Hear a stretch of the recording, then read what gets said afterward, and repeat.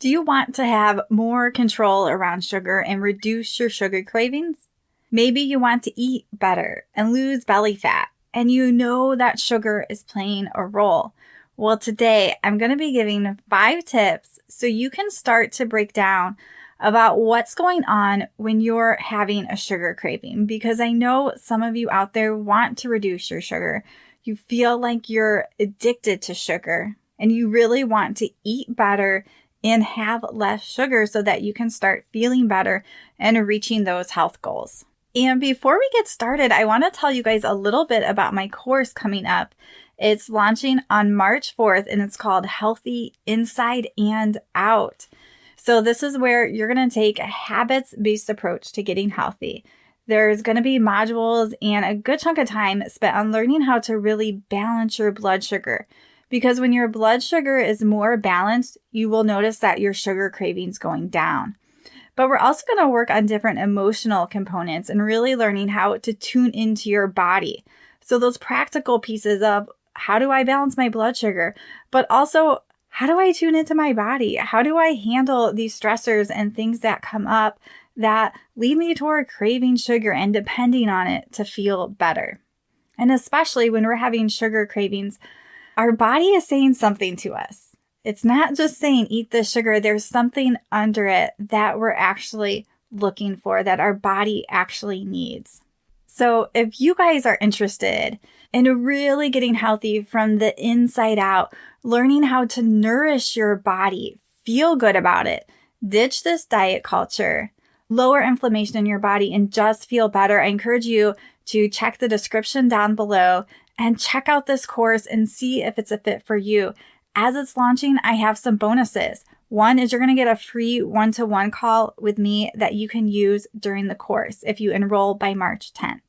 The other bonus is I'm going to be having group coaching calls during March, April, and May, twice a month, where you guys can ask questions, get accountability, and connect with other people so that you really feel supported going through this course. So make sure you guys check the link down below and check that out. See if it's a fit. And if it is, I encourage you guys to go for it. Start investing in your health so that you can feel better. Hi friends, and welcome to the Healthy Beyond 40 show. I'm Michelle, mama 4 and military wife. And I'm passionate about helping women get healthy from the inside out so they can feel better and live their best life. Do you feel like you're struggling to lose weight and get in shape? If you're ready to develop healthier habits, exercise consistently, and lose weight sustainably, then you're in the right place. I combine my expertise from my doctorate in physical therapy to my experience as a health coach, personal trainer, and yoga teacher to bring you actionable steps for a healthy lifestyle.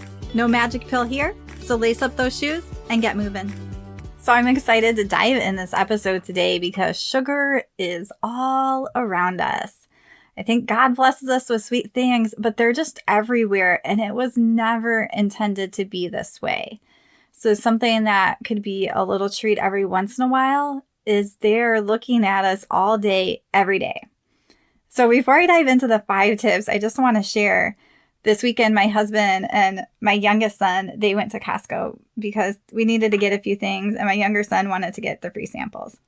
But one of the samples they came back with was this Met RX, air quotes, protein bar. And you actually got the full bar in a package.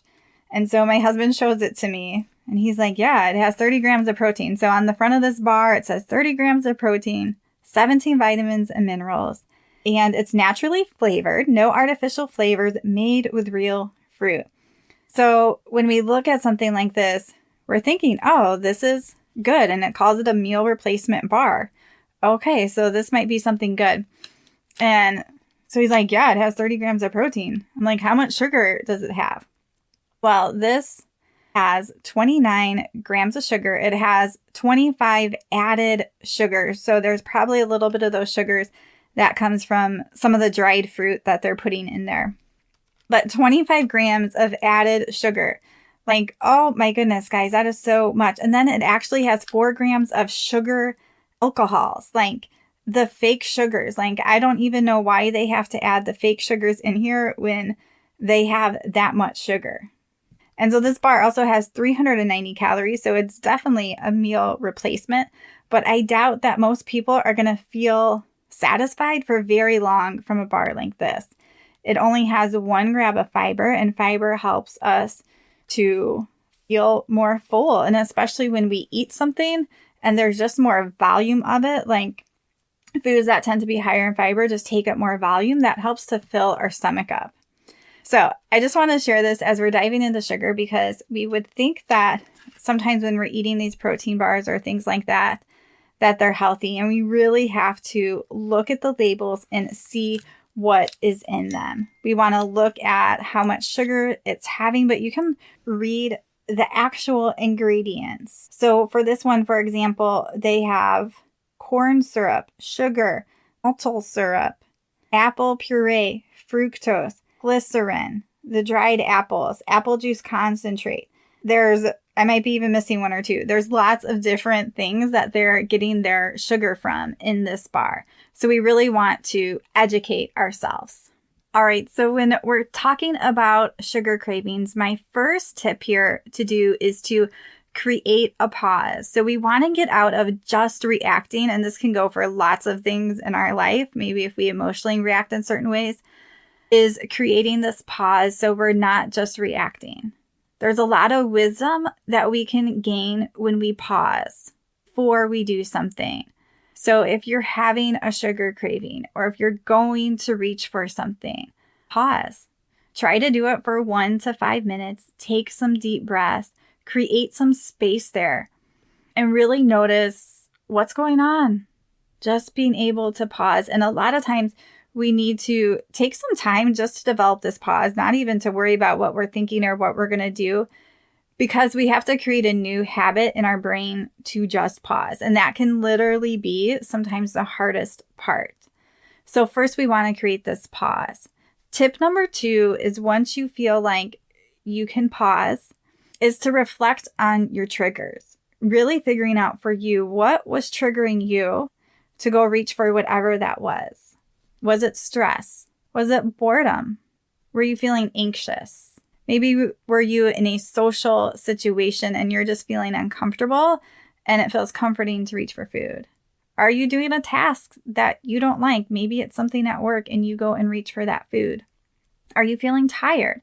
This pops up for one of my clients. Her biggest trigger is when she is tired. And really being able to see that and notice that pop up a few times, like, wow, this is my trigger, whatever that is for you. And then that leads into tip number 3. Like, what would you like to happen? So in this situation, you're pausing and you're noticing a certain trigger. You're going to notice this pattern. So maybe if it's tired, what would you like to happen in that situation? Maybe you need to take a breath. Maybe you need to close your eyes for 5 minutes. Maybe if you're feeling anxious, maybe it's a different way to actually calm your nervous system down without using an external thing like food. And then tip number 4 is, how can you support yourself? So as you're pausing and you're starting to put together what your trigger is, a lot of times you're going to notice it's the same trigger, or you might have a couple different ones. And really thinking, what would you like to happen? And also just going back to that one a little bit, when we're in that situation, what would we like to happen? Because a lot of times we don't really want to go grab for that food because we know what happens. We would like to be able to handle that situation with more ease and comfort. And you can even envision in your mind, what would that look like for you? So maybe if anxiousness is your trigger and you're feeling that anxiousness, instead of grabbing for that food, closing your eyes, and what would you like to happen instead? Would you like to be able to just take a deep breath, go for a walk, be able to handle that anxiety without reaching for food to soothe yourself? And then into tip number 4, how can you support yourself? So once you start to get a better understanding of what's going on, is how can you support yourself in this?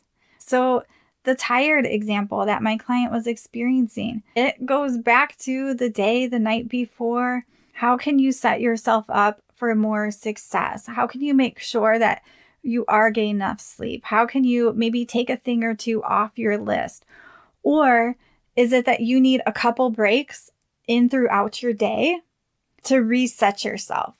So you have to figure out, how can you actually support yourself and what your body needs? Your body doesn't need that sugar. There's usually this other need that it actually needs so that you can feel better. And number 5 is do the deeper work if you are not in choice with what you want to do. So being in choice with what you want to do is, if you intentionally want that piece of sugar, that we'll just say a piece of chocolate, then you're in choice with yourself. You're being intentional. I'm okay with having this at this time, whatever it is. But if you're not in choice with yourself, so if you're grabbing that piece of chocolate way more than you want to, if you're grabbing that piece of chalk mindlessly, you are not in choice with yourself. That is not what you want for yourself. And a lot of times we have to do a lot deeper work. So a little bit what I talked about is, what would we like to happen and how can we actually support ourselves? But a lot of times we have these emotions that are driving our actions. So maybe that's stress, that anxiety, that boredom, and really taking the time to do the deeper work of what's going on for yourself.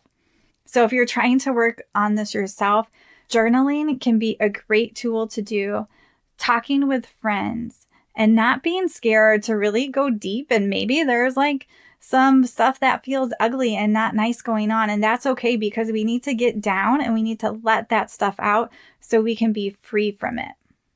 And so this is what I do on a lot of my health coaching calls with people, is really work through this deeper work so that we're not just putting a Band-Aid on something. Like I do, like some of my clients have put, like, I'm only going to have a treat 2 or 3 times a week. And it's great to create those boundaries, and they do help us. But if we're not doing the deeper work of knowing these triggers, knowing how we can support ourselves, really working with some of these emotions that are driving our actions, that little Band-Aid or that little framework of how many treats per week isn't going to last. We have to do this deeper work, and we can do both of those at the same time. So to go over those real quick again, first is you have to create that pause so you're not just reacting. 2, you have to reflect and figure out what your triggers are. Start writing those down. Number 3, really envision what you would like to happen. How would you like to see yourself in that situation? Even when we start visualizing things, it starts building a neural network in our brain. So even if it hasn't happened, we can start building that neural network by just imagining ourselves doing what we want to. Number 4 is, how can you support yourself? So what does your body actually need, and how can you give your body more of that? And number 5 is really take the time to do this deeper work, dig into those emotions so that you can be in choice with what you want to do for your health. All right, I know those were fast. I hope something stuck out to you guys there, and that you can just maybe start with just that pause and figuring out that trigger just to start with, and just be patient and kind to yourself. And I encourage you guys, if you are really looking to get healthy on the inside and really looking to balance your blood sugar and feel better emotionally, be more in choice with what you want to do for your health, check out my course down below, Healthy Inside and Out. And there is an option where you can add on additional health coaching calls with me for the course. And right now it's set at a price where when you sign up for that, you're actually going to get 1 free for my normal price. So that can be a great option if you really have some of this deeper work that you want to dive in while you're going through the course. All right, friends, I hope everyone has a great week and keep taking just one more step forward in your health each and every day.